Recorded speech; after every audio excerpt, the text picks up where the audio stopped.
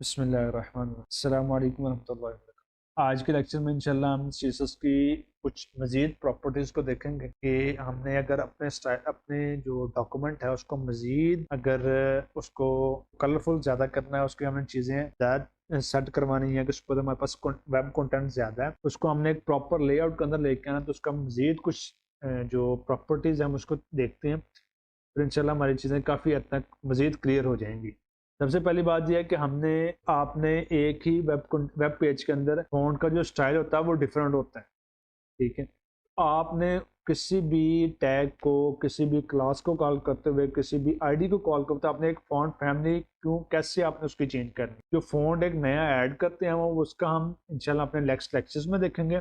लेकिन अभी मैं सिर्फ आपको थोड़ा सा मेथड बताऊंगा कि फॉर्म फैमिली आपने कैसे ऐड करनी है, और इसके साथ मैं इंशाल्लाह आपको ये जो टैग इंस्पेक्ट का टैग यूज़ करने का मेथड भी बताऊंगा, ताकि आपके पास जो ज़्यादा आसानी यही रहेगी कि आप पहले यहाँ पे कोड लिखें और उसके बाद आप यहाँ पे आके आउटपुट रिफ्रेश करके देखें, तो इससे आपका टाइम ज़्यादा लगता है। तो इसी टाइम को सेव करने के लिए आपने सेव करने के लिए ये चीज़ें यूज़ करनी है, ताकि आपका जो टाइम कम से कम लग सके और आपकी जो आउटपुट है और जो आपकी डिटेल जो आपका काम है वो ज़्यादा से ज़्यादा काम हो सके। अब सबसे पहला काम यह है कि इसके जो शॉर्ट की इंस्पेक्ट को ओपन कर लिए, कंट्रोल शिफ्ट प्लस आई, इन तीनों बटन्स को इकट्ठा प्रेस करना तो आपका ये इंस्पेक्ट का एलिमेंट खुल जाएगा। या आप अगर आपने से शॉर्ट की से नहीं लिखना तो राइट क्लिक करके आप इंस्पेक्ट का टैब ओपन कर सकते हैं। इंस्पेक्ट के ऊपर क्लिक करें तो आपका बॉटम से आपको वो लेआउट नजर आ जाएगा।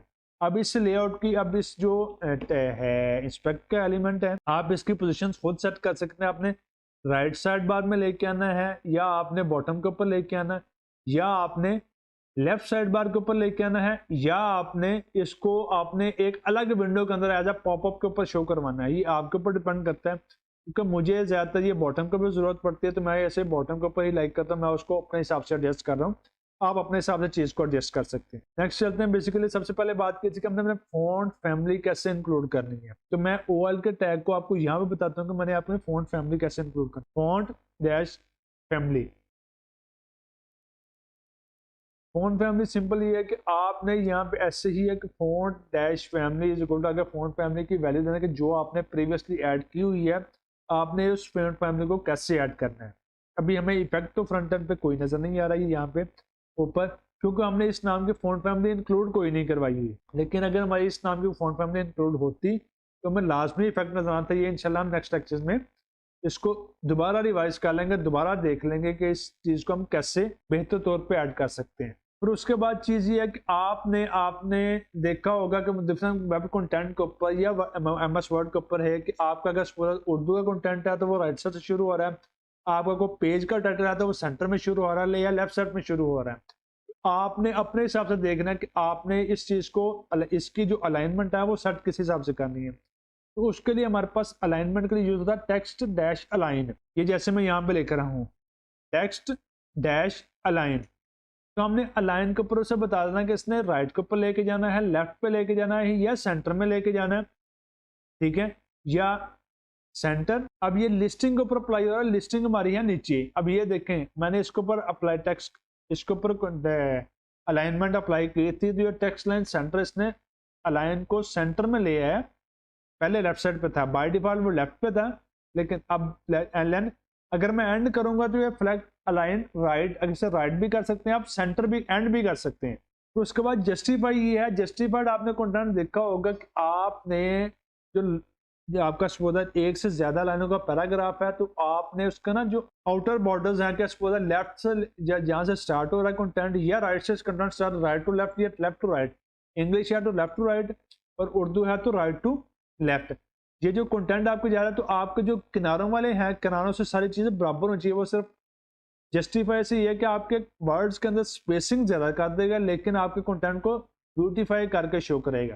फिर आगे है कि बाय डिफॉल्ट ये लेफ्ट होता है, ठीक है, इसके लिए हमें लेफ्ट करने की जरूरत नहीं पड़ती। लेकिन ये हो सकता है कि आपने एक क्लास यूज किया, क्लास के अंदर 3 स्टाइल सेम थे, एक थोड़ा सा डिफरेंट था, तो एक आपने आईडी के थ्रू अलग से कंट्रोल करके उसको टेक्स्ट लाइन लेफ्ट यूज कर सकते हैं। ये राइट हो गया, ये सेंटर हो गया, स्टार्ट हो गया। राइट और एंड एक ही चीज है, स्टार्ट और लेफ्ट ये एक ही चीज का दो नाम है, ठीक है, आप अब इसको अपने हिसाब से यूज कर सकते हैं। मैं कह रहा हूँ कि जिसको टेक्स्ट लाइन में जो है वो सेंटर में है, तो अब ये देखें लेफ्ट से मूव करके बटन सेंटर में शो हो गया।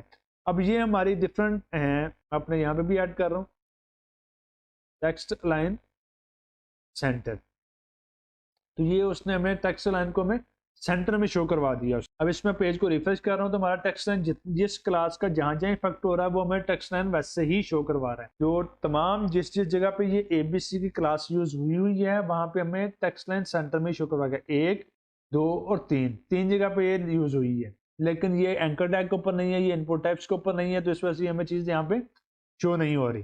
नेक्स्ट चलते हैं हम, नेक्स्ट हमारा है अगला टॉपिक है कि हम बॉर्डर्स एक चीज को एक टैग के या एक जिन टैग्स को हमने क्लास प्रोवाइड किया, क्लास के हम बॉर्डर को कैसे सेट कर सकते हैं।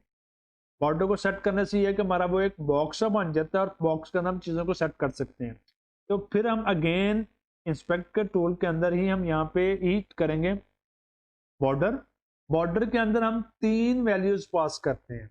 पहली बात यह है कि आपने उसकी विड्थ कितनी रखनी है, बॉर्डर विड्थ कितनी होगी कि वो बॉर्डर कितना मोटा होगा। ठीक है, 1 पिक्सल से लेकर आपने जितने पिक्सल रखना है आपने वो उस हिसाब से उसकी जो मोटाई है, ठीक है, वो आपने बता देनी है कि बॉर्डर 1 पिक्सल मोटा होगा। ठीक है, उसकी विड्थ किस हिसाब से होगी। फिर आगे आपने उसको बता देना है कि इसके टाइप कौन से, बॉर्डर टाइप कौन से की। सपोज दैट मैं आपको इसकी थोड़ी सी एग्जांपल देता हूँ कि इसका बॉर्डर टाइप मैं अभी सॉलिड के थ्रू आपको बताता हूँ। सॉलिड स्पेस ग्रीन, ये 3 वैल्यूज हैं कि आपने पहले बताना है कि उसकी विड्थ कितनी है, दूसरा बताना है कि इसकी टाइप कौन सी, तीसरा बताना है इसका कलर कौन सा है। अब कलर इसके जो टाइप है कलर भी चेंज हो सकता है, इसकी बॉर्डर की विड्थ की वैल्यू भी चेंज हो सकती है और इसकी बॉर्डर की टाइप भी चेंज हो सकती है। अब टाइप के अंदर मैं आपको बताता हूँ यहाँ पे dash.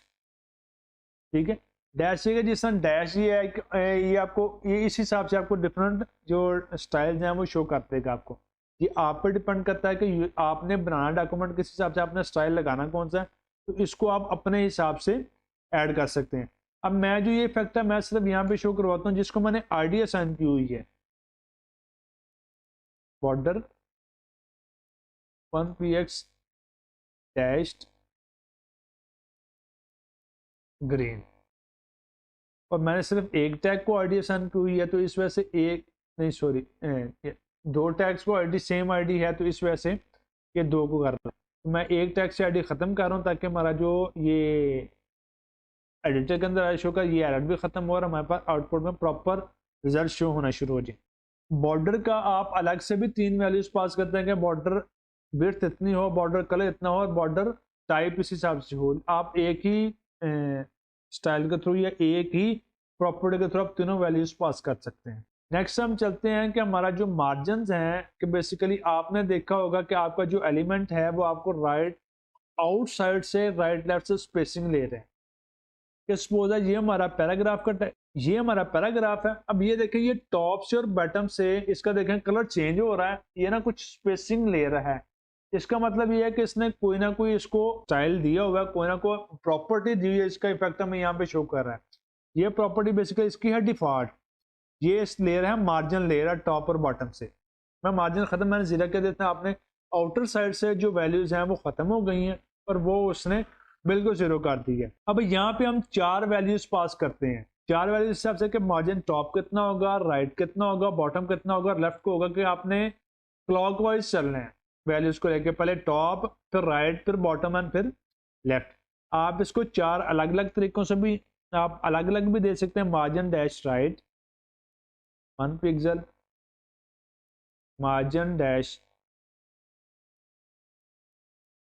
Bottom 1 pixel, margin dash left 1 pixel, margin dash right 1 pixel. आप ऐसे भी दे सकते हैं या आप सॉरी टॉप। अब ऐसे भी एक ही वैल्यू में 4 वैल्यूज पास कर सकते हैं। आप हर वैल्यू आपको सपोजर चाहिए कि आपने सिर्फ मार्जिन राइट देना है, तो आप ये मेथड यूज करने के बजाय प्रेफरेबल तो यही है कि आप इस मेथड को यूज करें, ये जो मैंने सेलेक्ट किया हुआ। ठीक है, ताकि आपका सिर्फ स्टाइल जो number of line of code है या जो आपको जितना आपने कोड ज़्यादा करना आपका टाइम भी कम लगेगा, आपकी जो ये उसके बाद जब आप इस अपने वेब डॉक्यूमेंट्स को लाइव करते हैं तो इसको लोड होने में टाइम ज़्यादा लगता है, क्योंकि अगर आपके एम्प्टी स्पेसेस भी ज़्यादा होंगे तो उसको भी रीड करने में ब्राउज़र टाइम लगाएगा। ये बेसिकली चलता है कि आपका जो है, मैं अगेन रिफ्रेश कर रहा हूँ, फिर अगेन आपको अगेन टाइप करके दिखाता हूँ मार्जिन। अब आपने, अब एक और मेथड है कि आपने टॉप बॉटम से भी उसको वैल्यू अलग इकट्ठी देनी है और राइट लेफ्ट से वैल्यू इकट्ठी देनी है। अब मैं यहाँ पे कहता हूँ कि टॉप बॉटम से 20 पिक्सल हो और राइट लेफ्ट से इसकी वैल्यू 0 हो। तो अब ये देखें कि आपके जो मैंने अगर 0 किया तो ये बिल्कुल भी किनारों के साथ जुड़ गया। अगर मैं इसकी वैल्यू इंक्रीज करता जाऊंगा तो वो इसके हिसाब से ही चीज़ों को अपने हिसाब से एडजस्ट करता रहेगा। अब उसके बाद हम अगले, इसके साथ एक और टैग है जो बेसिकली इस तरह स्पेसिंग के लिए अप्लाई होता है, लेकिन वो टैग के अंदर वाली जगह के ऊपर स्पेसिंग आपको शो करवा। आप ये देखिए कि पहले अगर मैं इसको हाईलाइट करता हूं तो इसकी हमारे पास विड्थ हाइट आ रही है 21.11, लेकिन जब मैं इसको पैडिंग दूंगा अब इसकी हाइट इंक्रीज हुई जा रही है कि इसकी पहले हमारी 27 थी कुछ, अब ये 83.09 इसकी हाइट हो गई। ये एलिमेंट के जो अंदर वाले हिस्से पर स्पेसिंग देता है वो पैडिंग होती है, जो उसके आउटसाइड पर देता है वो मार्जिन होता है। आउटसाइड पे स्पेसिंग देने के लिए मार्जिन और इनसाइड के लिए स्पेसिंग है। इसको भी यूज करने का मेथड सेम है, मार्जिन की तरह ही हम यूज करते हैं। इसको चारों वैल्यूज हम पास कर सकते हैं, padding dash top, padding dash right, padding dash bottom और पैडिंग डैश लेफ्ट। या इसको हम 2 वैल्यूज पास करते हैं हमने, उसके बाद हम अलग अलग कॉल कर सकते हैं कि आपकी जो वैल्यूज पैडिंग है टॉप से 10 पिक्सल होनी चाहिए, तो टॉप जो होना चाहिए, बाकी ना राइट से हो, ना लेफ्ट से हो, ना बॉटम से हो। तो ये हम उसको अपने ही हिसाब से, अपनी ज़रूरत के हिसाब से चीज़ों को यूज़ करते रहेंगे जब तक जैसे जैसे हमारी चीज़ें समझ में आती रहेंगी, हम उसको अपने हिसाब से अप्लाई करते रहेंगे जो जो हमारी ज़रूरत होगी। अगर हमारी ज़रूरत ज़्यादा है तो हम चीज़ों को ज़्यादा यूज़ करते रहेंगे, हमारी चीज़ ज़रूरत कम है तो हम चीज़ों को कम यूज़ करते रहेंगे। अब इसके अलावा अगर मैं आपको इस नेक्स्ट चलते हैं कि हमने एक ही लाइन के अंदर, दिस इज सेकंड पैराग्राफ, अब मैं यहाँ पे एक लाइन ब्रेक का टैग यूज़ कर रहा हूँ। अब ये देखें कि इसको हमने क्लास नहीं दी हुई तो इस वजह से कलर इसका वाइट नहीं है, तो मैं इसको क्लास दे रहा हूँ ताकि वाइट कलर और आपको चीज़ों का इफेक्ट नजर आए कि मैंने जो दूसरा पैराग्राफ बनाया है वो प्रॉपर बना भी है या नहीं बना, कि दूसरा पैराग्राफ भी बन गया।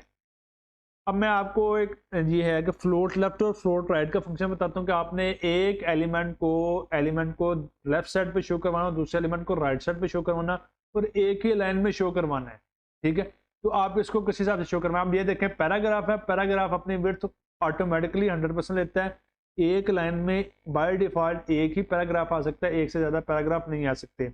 इस तरह हेडिंग है, इस तरह डिव का एलिमेंट है, इस तरह जो एलिमेंट्स अपने एक ही लाइन में आ रहे हैं तो अपने आगे विदाउट एडिंग एक्सटर्नल CSS को एक्सटर्नल स्टाइल प्रोवाइड करने की बजाय अगर हम डिफॉल्ट यूज करेंगे तो वो एक लाइन में एक ही एलिमेंट शो होगा, वो एक से ज़्यादा एलिमेंट्स को अलाउ ही नहीं करेगा कि उसके आगे आ सके। अब मैं सिंपल इसको एक दूसरी क्लास यूज करता हूँ, फ्लोट अंडरस्कोर लेफ्ट, ताकि मैं सिर्फ इसको फ्लोट लेफ्ट और फ्लोट राइट करना है, फ्लोट लेफ्ट। अब देखते हैं इसका इफेक्ट क्या पड़ता है। अब ये देखें एक ही लाइन के अंदर दोनों पैराग्राफ आ गए, पहले इनकी विड्थ 100% थी और एक लाइन में एक पैराग्राफ, अगली लाइन में दूसरा पैराग्राफ, लेकिन जैसे मैंने फ्लोट लेफ्ट दोनों को प्रॉपर्टी दी है तो दोनों ही एक लाइन में आ गए। मैं इसको खत्म करके मैं इन लाइन CSS देता हूँ, style equal to float right, एक को फ्लोट राइट कर देता हूँ, एक को फ्लोट राइट कर देता हूँ, दूसरे को मैं फ्लोट लेफ्ट कर देता हूँ। अब ये देखें एक ही एलिमेंट के अंदर एक जो दोनों पैराग्राफ हैं वो एक फ्लोट लेफ्ट हो गया, एक लेफ्ट साइड पे आ गया और दूसरा उसी लाइन के अंदर राइट साइड के ऊपर आ गया। आपने एक ही लाइन के अंदर दो एलिमेंट्स को एडजस्ट करना है जिनकी विड्थ 100% है, जो बाय डिफॉल्ट पे एक लाइन में एक ही जो टैग है वो आ सकता है, वो दूसरे को आने की परमिशन नहीं देता, वो अलाउ ही नहीं करता कि उसी लाइन में दूसरा टैग आ सके। डिफॉल्ट की जो प्रॉपर्टीज है उनको ख़राब नहीं करता, जब तक हम उसको कोई फोर्स ना करें, हम कोई एक्सटर्नल प्रॉपर्टीज ऐड ना करें उनके साथ, तो वो फिर हमें चीज़ अलाउ ही नहीं करता। आज का लेक्चर सर हमारा इतना ही था, जज़ाकल्लाह। बाकी इंशाल्लाह हम इसकी मज़ीद जो डिटेल है वो आगे देखेंगे ताकि हम चीज़ों को थोड़ा थोड़ा कर लें लेकिन अच्छे तरीके से कर लें।